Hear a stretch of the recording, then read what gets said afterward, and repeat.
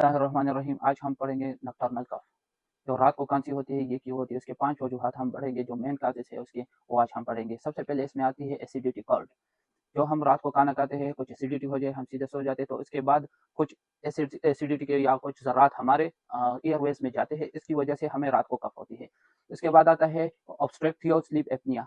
ये भी एक मेन वजह है और ये होता है ज़्यादातर मोटापे की वजह है। मोटापे की वजह से होते हैं, जो ओबीस पीपल होते हैं उसमें ये सबसे ज़्यादा होता है। ये इधर के जो मसल्स है, हम सो जाते हैं, ये थोड़े रिलैक्स हो जाते हैं, जो हमारे ईयरवेज को कंट्रैक्ट कर लेते हैं, वो बंद कर देते हैं, ब्लॉकेज हो जाती है। इसकी वजह से हमें कफ आना स्टार्ट हो जाता है। सांस बंद आता है तो हम खांसते हैं, तो उसकी वजह से ये दोबारा खुल जाते हैं और हमें रात को कफ हो जाता है। इसके अलावा है तीसरा जो मेन वजह है, वो पोस्ट नेजल ड्रिप है, नाक की जो एलर्जी है। नाक की एलर्जी होती है, हमारे इधर कुछ वो जर्म्स वगैरह जमा हो जाते हैं, रेशा वगैरह, जब हम सो जाते हैं तो उसकी वजह से कुछ रेशा हमारे ईयरवेज में जाता है, जिसकी वजह से हमें खांसी हो जाती है। इसके अलावा चौथा जो मेन रीजन है, मेडिसिन।